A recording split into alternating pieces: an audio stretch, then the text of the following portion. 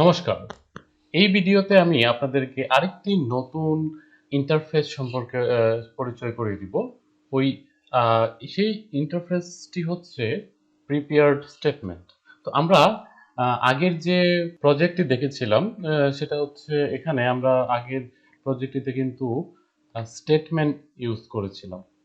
আমাদের এই স্টেটমেন্ট আমরা যদি কন্ট্রোল প্রেস করে এটাতে ক্লিক করি তাহলে দেখব যে এই কন্ট্রোল ইন্টারফেসটা আমরা আগে ইউজ করেছিলাম। তো এই কন্ট্রোল ইন্টারফেসের মধ্যে কিন্তু ছিল এক্সিকিউট কোয়েরি, তারপর হচ্ছে এক্সিকিউট আপডেট, আরো অনেক কিছু ছিল। তো এই সব কিছু আমরা দেখেছিলাম। আমরা এতক্ষণ পর্যন্ত কিন্তু সিলেক্ট কোয়েরিটাও দেখেছিলাম যে কিভাবে ডাটাবেস থেকে ডাটা গেট করতে হয়। তো এখন আমরা এখানে এই স্টেটমেন্টের কিছু লিমিটেশন আছে। তো লিমিটেশন গুলো হচ্ছে যে আপনি যদি রান টাইম কোনো ডাটা ইনসার্ট করতে চান বা মাল্টিপল ডাটা যদি ইনসার্ট করতে চান তাহলে এই স্টেটমেন্টের মাধ্যমে করতে পারবেন না। একটা কোয়েরি লিখেছি, সেই কোয়েরিটা কিন্তু আমাদের এখানে যদি আমরা ইনসার্টের কথাই যদি চিন্তা করি যে এখানে কিন্তু আমরা ডাইনামিক কোনো ভ্যালু আমরা দিচ্ছিলাম না। তো আমাদের যদি ডাইনামিক ভ্যালু যদি এখানে পাস করতে হয়, অর্থাৎ আমাদের যদি কোনো রান টাইম ডাটা আমাদের এসকিউএল স্টেটমেন্টে পাস করতে হয়, সেই ক্ষেত্রে কিন্তু আমরা এই স্টেটমেন্ট ইউজ করলে আমরা পারবো না, সেই রান টাইম ডাটা কিন্তু দিতে পারবো না। ধরেন আপনার একটা ওয়েব পেজ থেকে আপনি ডাটা গেট করছেন, আপনি রান টাইম ডাটা গেট করছেন এবং সেই ডাটাগুলো আপনি ডাটাবেজে ইনসার্ট করবেন। তো সেই ক্ষেত্রে আপনাকে কি করতে হবে, ওই ডাটাগুলো আপনার পেজ থেকে আপনার স্ট্যাটিক ডাইনামিক পেজ থেকে গেট করতে হবে এবং সেই ডাটাগুলো আপনার রান টাইম আপনার ডাটাবেজে ইনসার্ট করতে হবে। সেই ক্ষেত্রে কিন্তু এই স্টেটমেন্টটা যদি আপনি ইউজ করেন তাহলে ওই ডাটাগুলো কিন্তু আপনি এই স্ট্রিং হিসেবে পাঠাতে পারবেন না। তো সেই ক্ষেত্রে আমাদের কি করা যায়? তো সেটার জন্য আমাদের যে কাজটা করতে হবে, এখানে স্টেটমেন্টের জায়গায় আমরা জাস্ট প্রিপেয়ার্ড স্টেটমেন্ট ইউজ করব। ওকে, তো আমি এই জায়গাটা আমি একটু কমেন্ট করে দিচ্ছি। তো এখানে যদি আমরা প্রিপেয়ার্ড প্রিপেয়ার্ড স্টেটমেন্ট নামের একটা স্টেটমেন্ট নিয়ে নিই, আমি পিএস নিয়ে নিচ্ছি, PST to connection dot prepared statement এবং আমাদের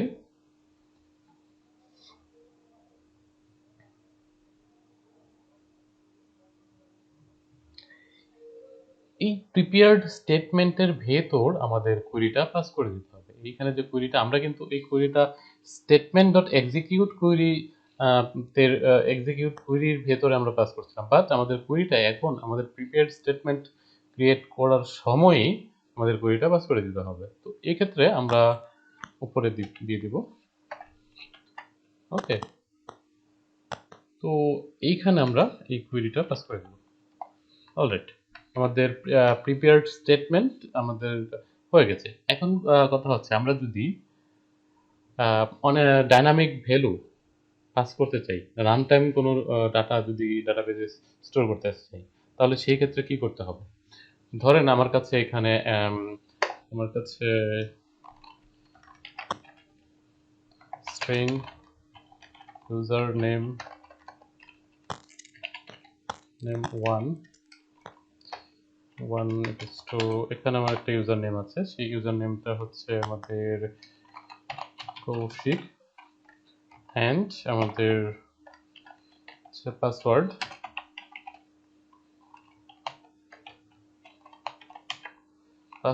আছে 1 2 3 4। ওকে, এখন আমাদের এই যদি এই ভ্যালুগুলো আমাদের পাস করতে হয়, মনে করেন যে আমাদের কাছে লিস্ট অফ ডাটা আছে, লিস্ট অফ ইউজার আছে, সেই ক্ষেত্রে আমরা কিন্তু এই এখানে কিন্তু কুইরির ভেতরে যদি আমরা পাস করতে চাই তাহলে এখানে কিন্তু আমাদের অনেক ঝামেলার করতে হবে। যেমন ধরেন এখানে আমরা ভেতরে যদি এখানে লিখি যে সিলেক্ট ইনসার্ট কুইরিটা লিখি, insert into user insert you into user, এখানে আমি দিয়ে দিব ইউজার নেম, তারপরে হচ্ছে পাসওয়ার্ড, ভ্যালু। ভ্যালুর ভেতরে আমরা এই জায়গায় দেখেন, এই জায়গায় কিন্তু আমরা এখন চাচ্ছি যে ডাইনামিক ভ্যালু পাস করতে। এখানে আমাদের কি করতে হবে, এখানে আমাদেরকে কিন্তু এই এই জায়গায় আবার আমাদের কোটেশন, আমাদের কোটেশন কিন্তু এখানে ক্লোজ করতে হবে, ঠিক আছে? ডাবল কোট আমাদের ক্লোজ করে প্লাস সাইন দিয়ে এইটার ভেতরে আমাদের লিখতে হবে যে ইউজার নেম, অ্যান্ড দেন আবার আমাদের এই জায়গায় আমাদের কি করতে হবে, কোটেশন দিতে হবে, কোটেশন দিয়ে আবার কমা দিতে হবে, দেন আবার প্লাস কমা দিতে হবে, দেন কমা দিয়ে তারপর আবার প্লাস সাইন দিয়ে আবার কোটেশনের প্লাস সাইন দিয়ে আবার পাসওয়ার্ড লিখতে হবে। হ্যাঁ, তো দেখেন এই ক্ষেত্রে আমাদের আবার কোটেশন ক্লোজ করতে হবে। এই ক্ষেত্রে দেখেন আমাদের অনেকটা কিন্তু ঝামেলা হয়ে গেল, এখানে এত হিজিবিজি লেখা। তো আপনি যখন অনেকগুলো স্টেটমেন্ট ইউজ করবেন, অনেকগুলো ডাটা ইনসার্ট করতে যাবেন, সেই ক্ষেত্রে কিন্তু আপনার খুবই ঝামেলা হয়ে যাবে, ঝামেলায় করতে হবে। তো এটাকে যদি আমরা এই প্রবলেমটা যদি আমরা সলভ করতে চাই, তাহলে আমাদেরকে ইউজ করতে হবে প্রিপেয়ার্ড স্টেটমেন্ট। তো এটা কিভাবে আমরা করতে পারি? এটা করার জন্য আমাদেরকে এই যে এত কিছু ঝামেলা, এখানে এত কিছু ঝামেলা করতে হবে না। এটার জন্য আমাদের জাস্ট আমাদের কোশ্চেন মার্ক দেব, আমাদের যতগুলো ডাটা আমাদের ইনসার্ট করতে চাই ততগুলো কোশ্চেন মার্ক দেব, এবং এখানে কোশ্চেন মার্কের সিরিয়ালটা হবে এখান থেকে 1 থেকে শুরু হবে, এটা হচ্ছে 1, এটা হচ্ছে 2, এবং বাকি যেগুলো দিবেন সেই সিরিজটা ফলো করবে 1 2 3 4 এরকম ভাবে। তো এখন এই জায়গায় আমরা কুইরিতে, এই যে কুইরিটা আছে উপরে দিতে হবে অবশ্যই, ওকে। এবং এখানে প্রিপেয়ার্ড স্টেটমেন্টের ভিতরে কুইরিটা পাস করে দিতে হবে। আমাদের এই যে রেজাল্ট সেট এবং স্টেটমেন্টের এটা কেটে দিতে হবে, এবং এই জায়গার মধ্যে পিএসটি, অর্থাৎ আমি যদি এই প্রিপেয়ার্ড স্টেটমেন্টের ভেতরে যাই, কন্ট্রোল দেন কন্ট্রোল প্রেস করে এটার মধ্যে ক্লিক করি, তাহলে দেখবেন যে এটা এই প্রিপেয়ার্ড স্টেটমেন্টটা কিন্তু আমাদের এই স্টেটমেন্টকেই এক্সটেন্ড করেছে, ওকে। এবং এই প্রিপেয়ার্ড স্টেটমেন্টের কাছে কিন্তু কিছু এক্সট্রা মেথড আছে, যেগুলো হচ্ছে set null, set boolean and set byte. But আমাদের এই স্টেটমেন্টের ভেতরে কিন্তু এই সেট নাল বা set byte, set string, set integer এইগুলো ছিল না, যার দ্বারা কিন্তু আমরা কোনো ডাটা সেট করতে পারছিলাম, অনলি গেট করতে পারছিলাম। তো এই প্রিপেয়ার স্টেটমেন্ট আমাদের এই সুবিধাটা দিচ্ছে, আমরা চাইলে ডাটা সেট করতে পারি, ওকে। তো দেখেন এখন যদি আমরা এই pst ডট সেট স্ট্রিং দিই, এই সেট স্ট্রিং এর মধ্যে আমাদের প্যারামিটার নিয়েছে দুইটা, একটা হচ্ছে প্যারামিটার ইন্ডেক্স এবং আমাদের স্ট্রিং। তো প্যারামিটার ইন্ডেক্সটা হবে কোনটা, এই যে আমাদের এখানে যে ভ্যালুটা দিয়ে, ভ্যালুর ভিতরে যে কোশ্চেন মার্ক দিয়েছি সেই কোশ্চেন মার্কের ইন্ডেক্স নাম্বারটা। তো এই কোশ্চেন মার্কটা হচ্ছে আমাদের ইউজারের জন্য দিয়েছি, এবং এই কোশ্চেন মার্কটা দিয়েছি পাসওয়ার্ডের জন্য। তো এটা হচ্ছে, এটার ইন্ডেক্স হচ্ছে 1 এবং এটার ইন্ডেক্স হচ্ছে 2। তো এখানে আমরা 1 দিব, এবং আমরা এই যে ডাইনামিক্যালি যে আমরা ইউজার নেমটা ডিফাইন করেছি সেই ইউজার নেমটা এখানে পাস করে দেব, ইউজার নেম 1, ওকে।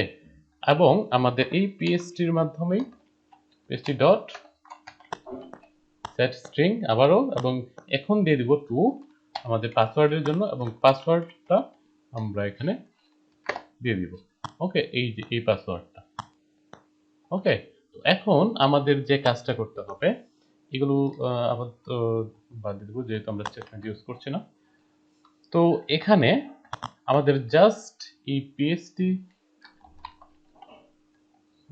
ডট এক্সিকিউট আপডেট লিখতে হবে।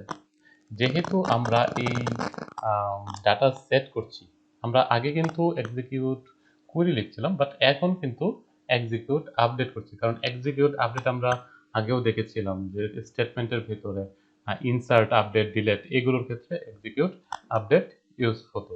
বাট আগে আমরা কি এই এক্সিকিউট আপডেটের মধ্যে কুয়েরিটা পাস করতাম, বাট এখন কিন্তু আমরা এই এক্সিকিউট আপডেটের মধ্যে কুয়েরি পাস করছি না। আমরা কোয়েরিটা পাস করে দিচ্ছি যখন আমরা প্রিপেয়ার স্টেটমেন্টটা ক্রিয়েট করছি তখন। তো এতটুকু আমাদের কাজ, এবং এটা আমাদের একটা রিটার্ন করবে একটা ইন্টিজার নাম্বার। এবং এখানে আমি জাস্ট একটু মেসেজ দিয়ে দিব, ইফ যদি কোনো রো ইনসার্ট হয় তাহলে আমাদের এই আই এর মধ্যে 1 চলে আসবে, আদারওয়াইজ আই 0 থাকবে।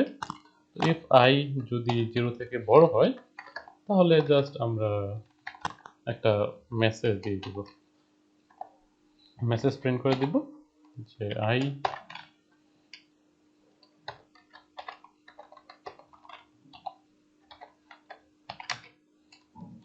Rho inserted. ওকে, তো এখন আমি প্রোগ্রামটাকে রান করছি।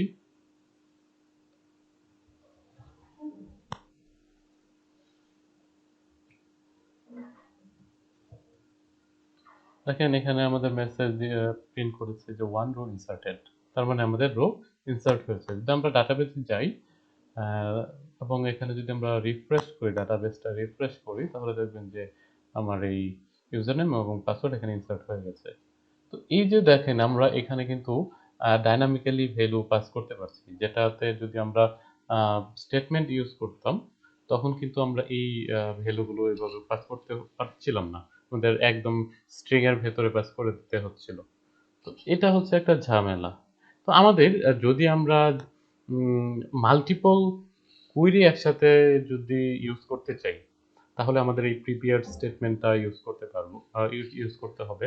আমাদের স্টেটমেন্টের মধ্যে কিন্তু মাল্টিপল কুইরি এক্সিকিউট করা যাবে না। দেখেন এখানে কিন্তু প্রথমে এই স্টেটমেন্টের ভিতরে লিখে দিয়েছে যে execute the given SQL statement which return a single result set. তো অবশ্যই এটা সিঙ্গেল রেজাল্ট সেটের জন্য।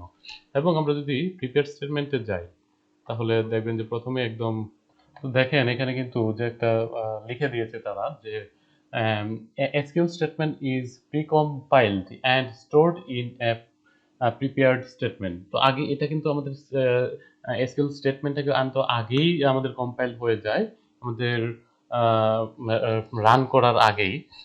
তো এই ক্ষেত্রে দেখেন যে আমাদের this object can then be use to efficiently execute the statement multiple time. তো এই ক্ষেত্রে কিন্তু আমাদের মাল্টিপল টাইম আমরা একটা স্টেটমেন্ট ইউজ করতে পারি। এবং যেহেতু আমাদের এটা প্রি কম্পাইলড সেহেতু কিন্তু আমাদের পারফরমেন্সও কিন্তু একটু বেড়ে যায় আমাদের স্টেটমেন্টের থেকে।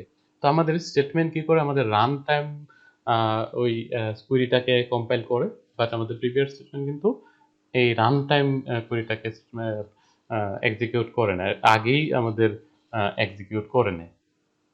সো আমাদের প্রিপেয়ার স্টেটমেন্টটা অবশ্যই একটু ফাস্টার দেন স্টেটমেন্ট। সো আমরা এখন থেকে এই স্টেটমেন্টটাও ইউজ করব না যে তা না, আমরা প্রিভিয়াস স্টেটমেন্টেই বেশিরভাগ ইউজ করব। তো আজকের ভিডিওতে এ পর্যন্তই, সবাই ভালো থাকবেন, ধন্যবাদ।